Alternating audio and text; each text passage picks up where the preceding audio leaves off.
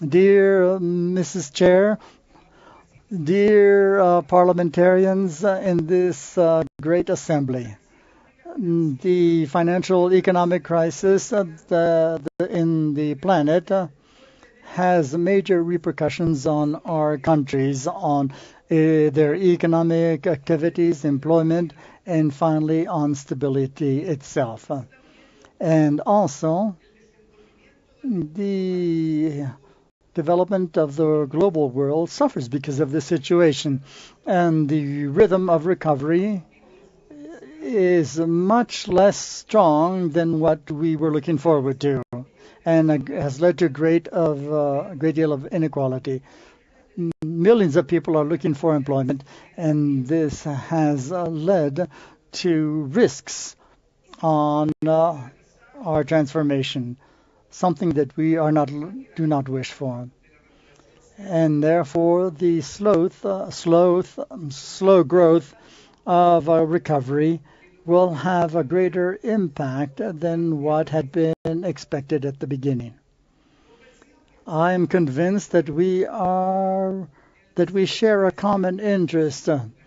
that we need to have a transformative universal agenda that will lead us to take the adequate economic decisions to have a more inclusive society with greater collaboration,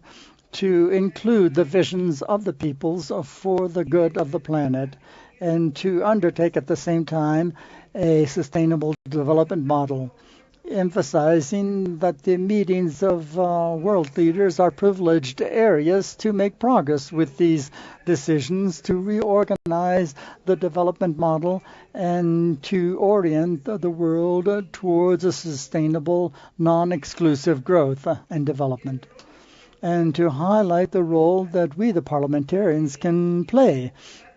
that we can perform a major role in this situation. And the delegation of Chile has resolved to present a draft resolution that, amongst its most important items, highlights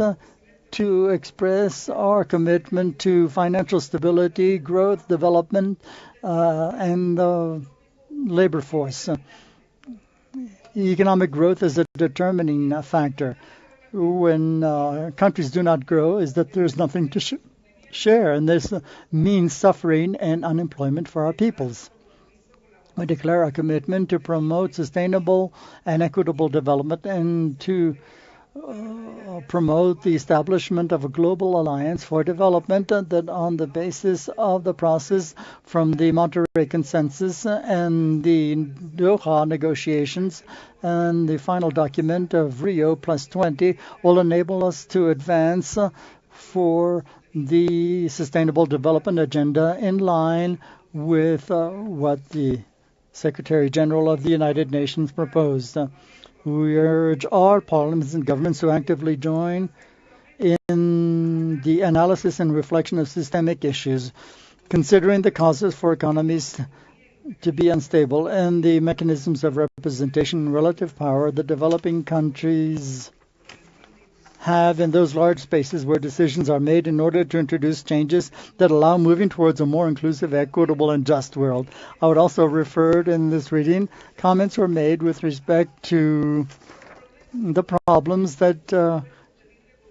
there might be amongst the free trade agreements between countries. Chile, I would like to indicate this very clearly to all of the parliamentarians who are representing Chile, representing all the political parties within our parliament. We wish to recognize that our homeland, our country, its workers, small and medium enterprises, have been favored decisively. It is a reflection of free trade agreements that obviously may have problems, may have shortages, and are susceptible to being changed. But the agreement and the modernity and the relationship of our countries leads to progress to the peoples. Of course, these free trade agreements can be fine-tuned and improved and changed, but I want to give this testimony that through its many different administrations has been developing inclusion in its society that has brought benefits to the people of Chile. I would like to thank you, Madam Chair, for this opportunity to speak to you and to wish that this meeting will bring major benefits to the Asia-Pacific region, which is so important for all of us who examine the